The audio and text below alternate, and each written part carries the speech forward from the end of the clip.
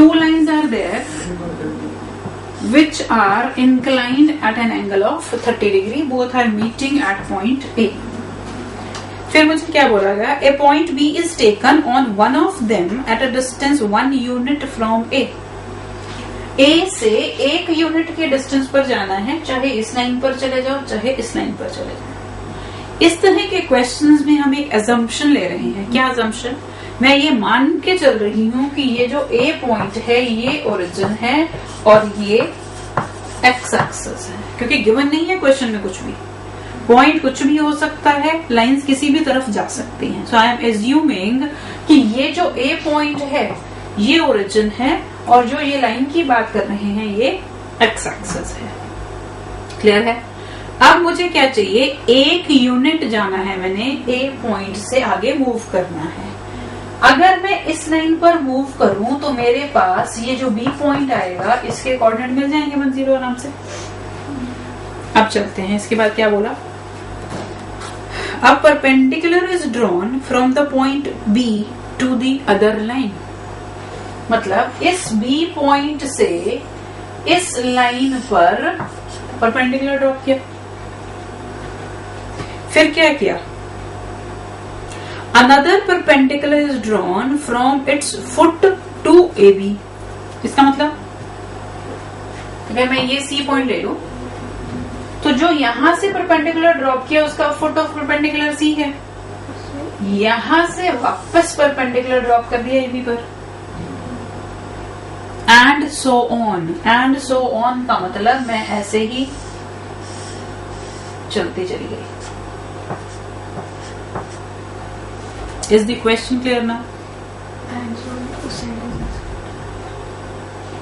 B से अगर यहाँ पे परपेंडिकुलर, सी से यहाँ परपेंडिकुलर ड्रॉप करना है तो किधर जाओगे? इधर कैसे जाओगे?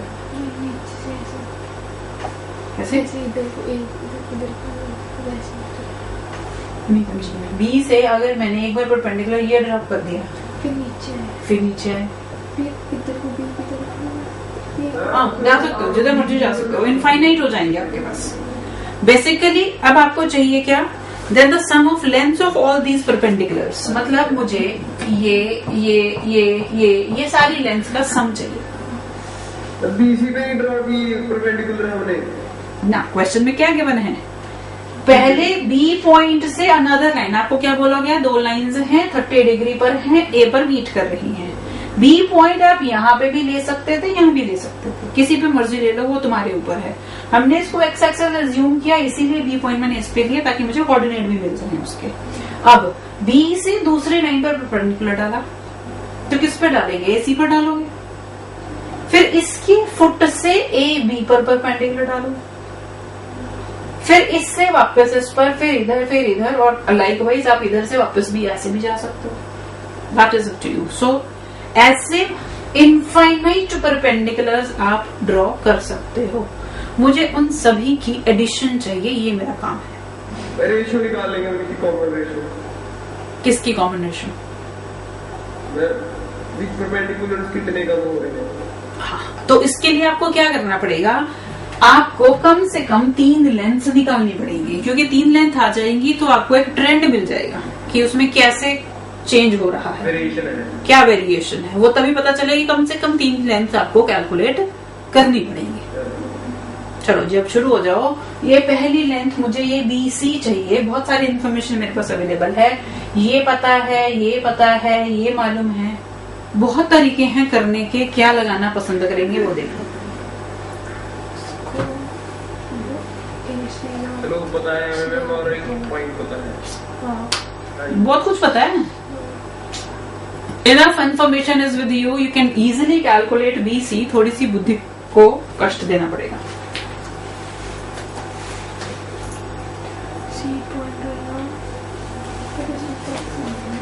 चलो फटाफट ट्राई करो जरा। मैंने हिंट दे दिया, अब ट्राई कर लो इसको।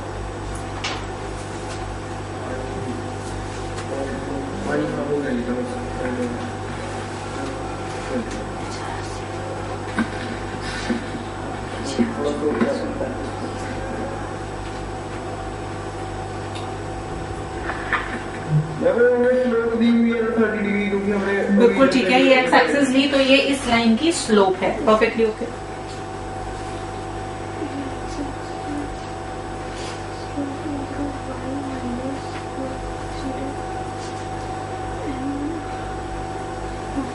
बस की आ गई x plus Y minus one is equal to zero.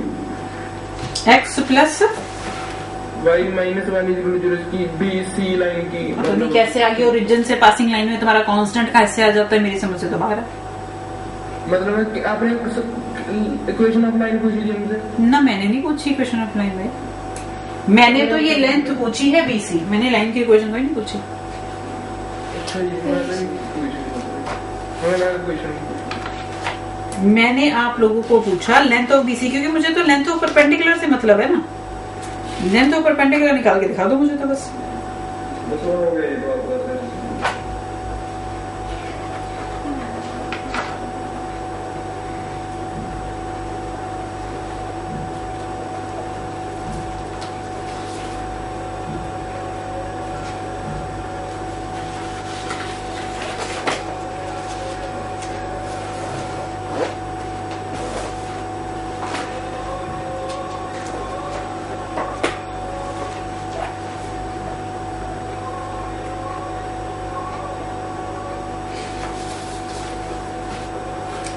कितनी देर लगाई है बराबर।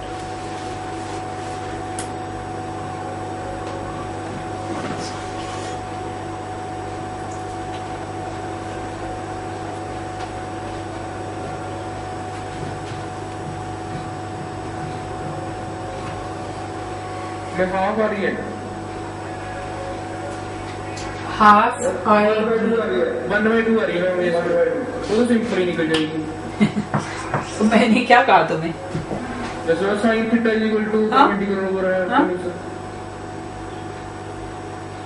ये ट्रायंगल देखो ABC राइट एंगल ट्रायंगल है, ये डिस्टेंस 1 है, जैसे मैं वो तो ये परपेंडिकुलर है, ये बेस है, ये हाइपोटेन्यूज है। तो ये आधा आ गया। बच्चों मैं देख रही थी, चलो लगा लो टाइम तुम। वैसे में हमने दिमाग लगाया। हाँ, बस यही तो करना है कि तुम्हारा दिमाग भी तो चलाना। दिमाग है बहुत और बेचारा चलता नहीं, दिक्कत तो यही है सारी। चलो अब आगे चलते हैं, थोड़ी सी दिमाग का और देख लें इस्तेमाल कितना हो रहा है। ये निकालो, रुक गए। ये बांध लो।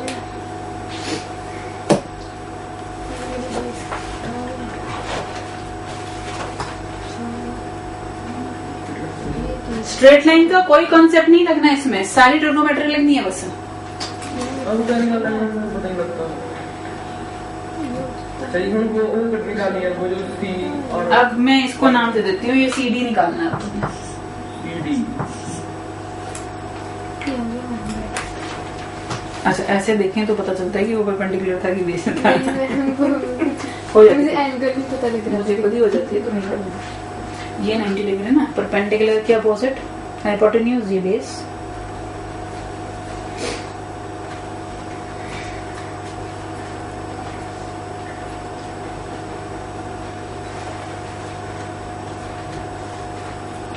√3/4 आएगा। √3/4 तो नहीं आनी चाहिए। sin 60 डिग्री हो जाएगा x/1/2।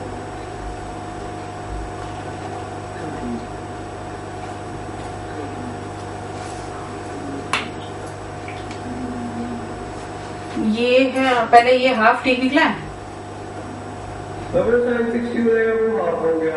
हाँ है तो ऐसे ही देख लेते हैं एक बारी। मुझे शायद गलती लग रही हो सकता है मैं जो सोच रही हूँ वो गलत। ये एंगल 60 डिग्री का होगा। ABC में ये 90 है, ये 30 है, तो ये 60 हो गया। अब CDB में मुझे परपेंडिकुलर चाहिए। CD perpendicular upon 1/2 is √3/2। तो CD आ गया √3/4। चलो एक और निकालो, फिर देखो जरा ये GP बननी चाहिए। लेंथ हम कहीं कुछ गड़बड़ तो नहीं कर रहे हैं? तो उठाए तो चेक। अब ये DE निकालना है। निकल जाएगा।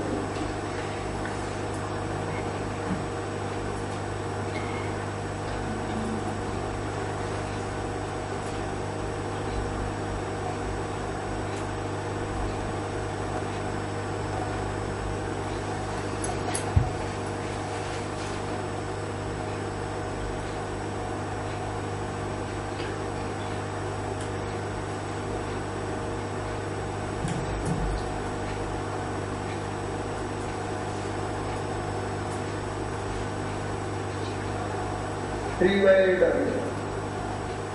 3/8 पहला 1/2 √3/2 3/8 क्या ये जीपी बन रही है? Yes ma'am. नहीं बन रही। कैसे बन रही है?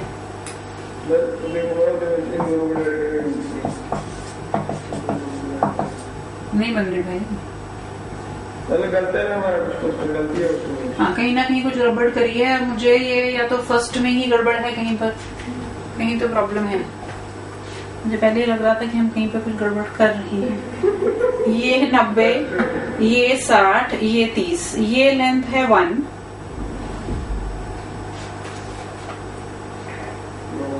ये है 30। मुझे चाहिए BC। BC is the perpendicular upon AB is the hypotenuse sin 30। BC तो आ रहा है 1/2। हाँ जी एक चीज को सोचो, वहाँ पे perpendicular 1/2 है। perpendicular is drawn from B to other line। तो other line में specifically वो वाली दो ही तो लाइन सी बात हो रही है, एक जो इधर जा रही है, एक जो इधर जा रही है, तो अदर लाइन यही तो हुई फिर। अब अगर हम CDB में देखें, CDB में ये है 90 डिग्री, ये 30, ये 90, तो ये हुई 60। ये 60 है, CD चाहिए, CD upon 1/2 is sin 60 which is √3/2, तो √3/4। चलो जी अब अगले एंगल देखो। CD हमारी √3/4 आ रही है। अगली देखो जी, अगली क्या आ रही है आपके पास? DE। DE के लिए अब आपके पास ये एंगल कितना है? मैंने आपने वहाँ नो मैं CD को आपने वहाँ पे मिडिल वाली गलत किया, √3/4 वाली तो लिख दी वहाँ पे। कहाँ पर? वो वाली √3/4 है, फिर तो √3/4 है। वो 30 है तो ठीक है जी, ठीक है, बन गया √3/4। और ठीक है भाई, मैंने यहाँ लिखा ही गलत है, ये √3/4 है ना। Yes sir. √3/4 डिवाइड बाय 1/2, √3/2 आ गया। और इसको भी डिवाइड करोगे तो √3/4 आएगा। ये फिर भी गड़बड़ है। क्या कर रही हूँ मैं? ये भी तो चेंज हो गया। 3/8 डिवाइड बाय √3/4 √3/2। ठीक है जी, ये भी बन गई है। मैम ठीक है जी, ठीक है। 3/8 मैं कैसे चीज है मैं बताना एक बार। ये लेंथ और ये लेंथ पता चल गई कैसे आई? Yes ma'am. अब अगले ट्रायंगल में ये एंगल 90 डिग्री का है। यस मैं इसका केड़ा एंगल से DE परपेंडिकुलर ड्रॉप कर रहे हो तो 90 डिग्री है। वहाँ पे ठीक है। यस ये क्या होगा? ये मैंने ए होई खर्च हुई नॉट कितना होगा ये?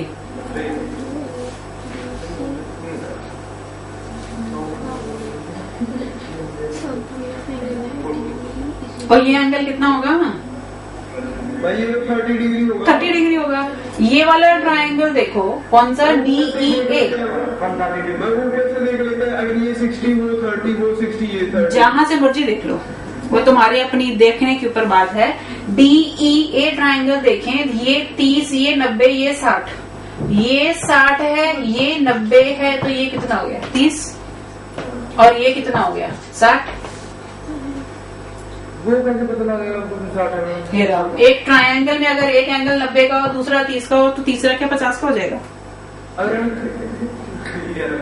हमें 30 का भी ना पता हो, मैं और आपने जब नहीं पता हो तब देखेंगे, अभी तो पता है ना। नहीं की बात नहीं पे सोचेंगे। तो सब आ रहा है 2 + √3 वैसे हो गया। 2 + √3 अपॉन इनफाइनाइट जीपी है ये। अब भाई मैं एक बात बताना हूँ वैसा।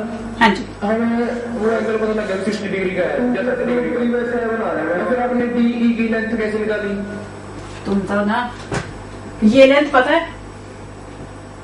इसकी लेंथ यस मैम इसकी लेंथ √3/4 है। ये क्या बन गया? हाइपोटेन्यूज। ये हो गया परपेंडिकुलर ऑन ये 60 डिग्री। Yes ma'am. अच्छा फिर ट्रिग्नोमेट्री लगाएंगे।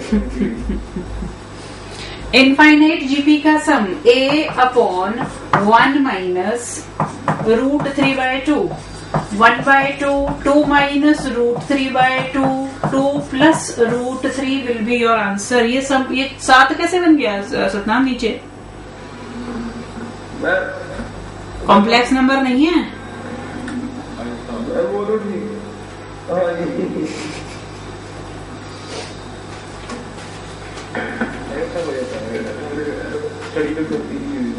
चलो जी आगे चलो।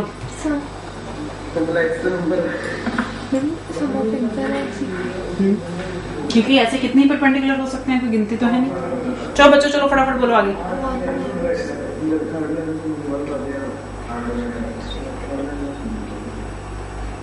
थर्टीन्थ क्वेश्चन हो गया। अच्छा मैं धीरे धीरे चलती हूँ, पढ़ी हुई 1 घंटा हो गया एक क्वेश्चन के ऊपर, फिर धीरे धीरे जल्दी चलते हो तो। Foot of perpendicular drawn from 0,5 to the line। 8वें question का आंसर डेल्टा गिवन है मुझे 3,1।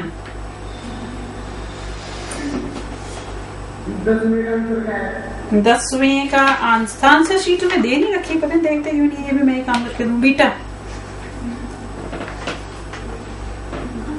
10वें का आंसर है beta ax plus by is equal to 1।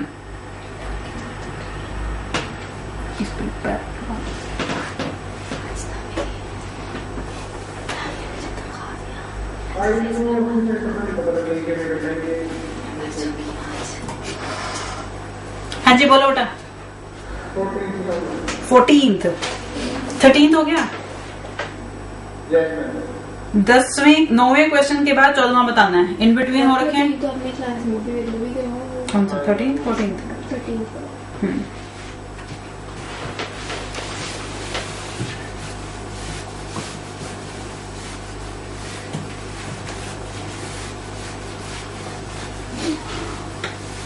Question number 14 है,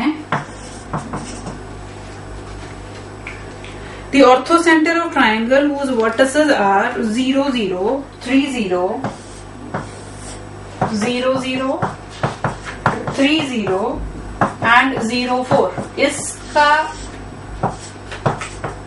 ऑर्थोसेंटर चाहिए। बोलो जी।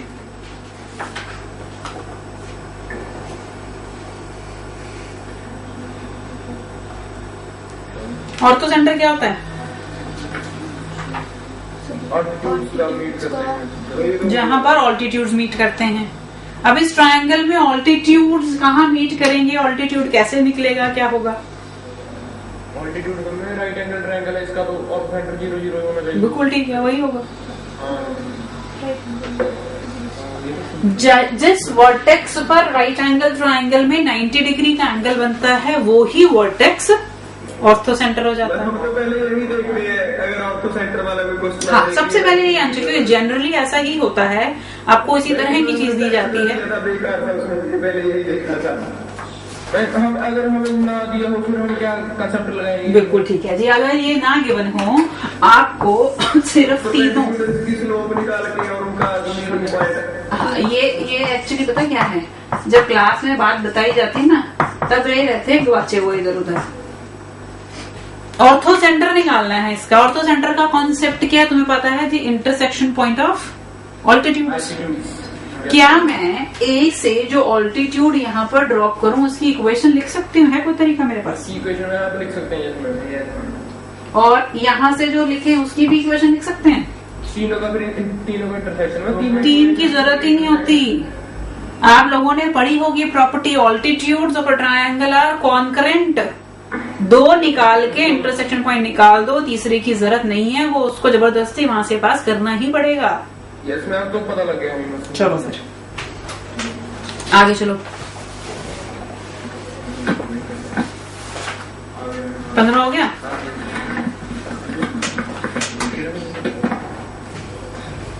क्वेश्चन नंबर 15,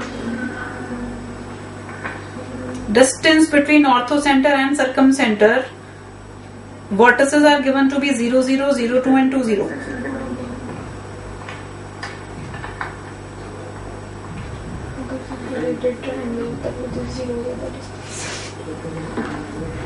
क्योंकि सेम मैं अगर कोई रे लाइट आ रही है किसी पॉइंट से और एक्स एक्सिस में से पास कर रही है तो हम उस पॉइंट का अगर एक्स एक्सिस से डिस्टेंस निकाल लेंगे जहाँ जो उन दोनों की लाइन बनेगी उसका एक्स एक्सिस से डिस्टेंस निकाले। नहीं तो नहीं, point देखो आएगा। क्या कहना चाह रहे हो कि अगर ये आई और यहाँ पे आ गई तो क्या निकालना है मुझे इसमें?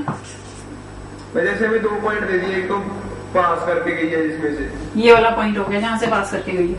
नो में भी ये नहीं दिया हुआ, मतलब 2 कोई भी पॉइंट दे दिए, इसके ऊपर कोई भी 2 पॉइंट दे दिए। Yes ma'am. तो एक पॉइंट निकाल सकते हैं हम। एक पॉइंट हाँ निकाल सकते हो। अगर ये 2 पॉइंट पता है तो क्या इसकी इक्वेशन लिख लोगे? ये भी एक्स से 0 पुट कर देंगे, वाई आ जाएगा। हाँ, इक्वेशन निकालो। इक्वेशन में एक्स को वाई को 0 कर दो, ये पॉइंट आ जाएगा। तो पता है बी आ जाएगा उसके साथ। हाँ, वो जो भी कुछ पूछा गया उसके हिसाब से। Distance between ortho centre and circum. हाँ जी, ये कैसा ट्रायंगल है? ये फिर से आपका राइट एंगल ट्रायंगल हो गया। Yes yes. अगर ये राइट एंगल ट्रायंगल हो गया तो इसका ऑर्थो सेंटर फिर से क्या हो गया? 0। वैसे अगर आ जाए तो कैसे करेंगे मैम? अगर सर्कम सेंटर और ऑर्थो सेंटर में डिस्टेंस आ जाए फिर सरकम सेंटर निकाल लो। सरकम सेंटर नहीं निकाल सकते? अगर वर्टिसेस पता हो तो क्या सरकम सेंटर निकल सकता है? Yes ma'am. बस फिर निकाल लो, दोनों का डिस्टेंस निकाल। फॉर्मूला में वो ये है एक्स वाला। वो इन सेंटर का फॉर्मूला है मूर्खों। हाँ, ये वो तो इन सेंटर का। सर्कम सेंटर का मैं कौन सा? सरकम सेंटर का फॉर्मूला नहीं है सच, वो टैन कॉस की टर्म में है, वो ना याद रहना है ना मैं कभी बताया करती हूँ। बेसिक कॉन्सेप्ट पर चलो। रेडियस सरकम सेंटर क्या होता है? मैं हम बताएं क्या लगाएंगे हाँ। इसमें? मैं हमें इसका एरिया पता होना चाहिए तो। ना जी, एरिया को क्या करोगे? मैं तो कह रही हूँ सिर्फ वर्टिसेस पता है, सब कुछ निकल जाता है। Yes ma'am. फिर क्या लगाएंगे ना, आप कह रहे हो इंटरसेप्ट? मैं इसका हम पहले वो सरकम सेंटर होता है क्या? मुझे डेफिनेशन बता दो सरकम सेंटर की। मैं सर्कल जो आगे वाले होता है उसका सेंटर, इसका सेंटर है। ऐसे ऐसे ऐसे वाला कॉन्सेप्ट नहीं मैंने पूछा। जैसे सेंटरॉइड होता है मीडियंस का इंटरसेक्शन पॉइंट, और ऑर्थो सेंटर होता है ऑल्टीट्यूड्स का मीटिंग पॉइंट। ये क्या होता है सरकम सेंटर? सर्कम सेंटर उसकी तीनों लाइंस का मीटिंग पॉइंट है। नहीं मैम, जो कौन सी 3 लाइन जो का मीटिंग एंगल पॉइंट है? बाइसेक्टर जो ट्रायंगल का हाथ वो जो एंगल बाइसेक्टर होता है एंगल बाइसेक्टर का होता है इन सेंटर। साइड्स के परपेंडिकुलर बाइसेक्टर्स का मीटिंग पॉइंट होता है सरकम सेंटर। साइड्स। तुम्हें बेसिक डेफिनेशन ही नहीं याद रहती, पता नहीं कैसे से दिमाग है। मैं भूल लेते तो याद ही होगी। मैं हमने एक दिन करवाई थी। मैंने एक बार नहीं बहुत बार करवाई है ये। मैं डिस्टेंस कैसे निकालेंगे इसका? किससे डिस्टेंस? ऑर्थो सेंटर में पहले ऑर्थो सेंटर निकाल लो इसका। 0 है इसका। किधर को ले जाते हो? कभी इधर कभी इधर, एक तरफ चल लो। इस पे आऊं कि इसमें आऊं? मैं पॉइंट स्लो हो जाएगा। क्वेश्चन तो एक ही है। बच्चों ऐसे है, पहले मुझे बोल लेने दो, तुम बाद में बोलना। पहले इसकी बात करते हैं। एक मिनट, जस्ट कीप पॉइंट। अब ये वाले ट्रायंगल में ये ऑर्थो सेंटर है। माइक ऑन करो। सरकम सेंटर क्या होता है? हाइपोटेन्यूज का मिड पॉइंट होता है। तो क्या हो जाएगा 1 1। इन दोनों का डिस्टेंस अब कैसे निकालते हैं ये भी पूछोगे? मैं हम उसका ऐसे निकाल सकते हैं जो उधर वाला है। मैं ऐसे करके पहले मिड पॉइंट निकाल लेंगे, और जो 1 मीटर मिड पॉइंट निकाल लेंगे, फिर पॉइंट स्लो फॉर्म से उनका वो निकाल लेंगे। बिल्कुल ठीक है पॉइंट स्लो। जी। आपको ये इक्वेशन चाहिए, ये इक्वेशन चाहिए। ये कैसी इक्वेशन है? जो ए बी के परपेंडिकुलर है, मिड पॉइंट से पासिंग है। इसी तरह से ये निकल जाएगा, दोनों का इंटरसेक्शन पॉइंट सरकम सेंटर निकल जाएगा। मैं स्लोप्स निकाल के और पॉइंट निकाल लो, मिड पॉइंट। अगर आपको वर्टिसेस गिवन हो तो चारों चीजें सेंटरॉइड, सरकम सेंटर, ऑर्थो सेंटर, इन सेंटर, बिना किसी फॉर्मूला यूज किए जितनी नॉलेज तुम्हें स्ट्रेट लाइंस की है उसके बेस पे आप आराम से निकाल सकते इन हो। सेंटर कैसे निकालेंगे? बिल्कुल ठीक बात है, इन सेंटर पे ही आने वाली थी मैं। आदित्य जो तुम क्वेश्चन पूछ रहे थे वो भी हो जाएगा, अभी देख लेना जरा ध्यान से। इन सेंटर होता क्या है? मैं इन सेंटर का फॉर्मूला लिखवाया था आपने। मैं फॉर्मूले की बात ही नहीं कर रही। एंगल बाइसेक्टर्स का बेसिक कॉन्सेप्ट पर चलो। इन सेंटर क्या होता है? मैं जो बीच में सर्कल होता है उसका सेंटर। जो बीच में सर्कल होता है उसका सेंटर। एंगल बाइसेक्टर्स का मीटिंग पॉइंट होता है इन सेंटर। ठीक है जी। और एंगल बाइसेक्टर जो होता है, ये प्रॉपर्टी भी ज्यादा नहीं तो 10 बार क्लास में मैं रिपीट कर चुकी होंगी। एंगल बाइसेक्टर अपोजिट साइड को कंटेनिंग साइड्स की रेशो में डिवाइड करता है। तो A B upon A C is B D upon, yes ma'am, ये तो 6 और थी मैं पिछले साल। वो पिछले साल जो पढ़ाया गया था ना, वो इसीलिए पढ़ाया गया था कि अगले साल तक याद रखो। AD by AB by AC equal to BD by DC। जितनी चीजें तुम 10वीं तक मैथ्स में पढ़ करके आए हो ना, वो सिर्फ बेस ही बनाने के लिए पढ़ाई गई थी, जिसको कि आगे हमने यूज करना है। वो इसलिए नहीं थी कि पढ़ी और छोड़ दी। ये तो मिड पॉइंट वो थे बाइसेक्टर, एंगल बाइसेक्टर थे। कौन सी थी वो मुझे तुमने पिछले साल पढ़ी ना, मुझे बड़े बहुत टाइम हो गया इसलिए मुझे नाम नहीं पता क्या है, मुझे रिजल्ट जरूर पता है। ठीक है, तो ये जो तब पॉसिबल है ना अगर AB और AC सेम हो। क्यों? AB और AC सेम हुए तो ये मिड पॉइंट होगा, अगर नहीं सेम हुए तो मिड पॉइंट नहीं होगा, कुछ और होगा। ठीक है, ठीक है जी। तो ये रेशो मिल गई, रेशो मिल गई, ये वर्टिसेस पता है तो D के कोऑर्डिनेट्स मिल गए, यस D के कोऑर्डिनेट्स मिल गए तो AD की इक्वेशन मिल जाएगी। यस। इसी तरह से ये BE की इक्वेशन मिल जाएगी, दोनों को इंटरसेक्शन पॉइंट इन सेंटर दे देगा। फिर इसके लिए तो मुझे इतना कुछ करना पड़ेगा, अगर आप डायरेक्ट फार्मूला लिखवा दो तो। फॉर्मूला तो तुम्हारे पास है इन सेंटर का, ये फॉर्मूला नहीं है। भाई इसमें कई बार माइनस प्लस भी आ जाता है। वो कब आता है? वो आता है जब एक्स सेंटर की बात होती है, इन सेंटर में कहीं माइनस नहीं आता। एक्स सेंटर कैसे? एक्स सेंटर आपको याद है, एक्स सर्कल पढ़े थे हमने। यस यस, ठीक है, लगी समझी मैं, वो भी लिखवाई दो मैं। लो जी लिखी लो। यहाँ पर जो आपके पास इन सेंटर के कोऑर्डिनेट्स होते हैं वो तो ये, और फिर आपके पास आ जाएगा A/1 B/2 C/3 upon A plus B plus C। This is the formula for in centre. ABC sides की लेंथ है x1 x2 x3। ये आपकी वर्टिसेस हैं ABC, इसके अपोजिट, इसके अपोजिट और इसके अपोजिट साइड्स की लेंथ है। ठीक है जी। अब जो एक्स सर्कल्स होते हैं उनका सेंटर, एक्स सर्कल याद है कुछ की भूल गया? याद है, जो साइड से बना के बनाते हैं। हाँ, अगर मुझे A वर्टेक्स के अपोजिट जो सर्कल है उसका सेंटर निकालना हो, उसके लिए फॉर्मूले में यहाँ पे चेंज आ जाता है -AX1 BX2 CX3 -A plus B plus C -AY1 BY2 CY3 upon -A plus B plus C।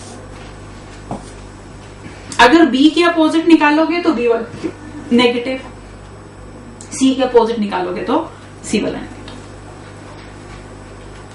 ये भी करवाना था मैं, ये भी करवाना था आपने?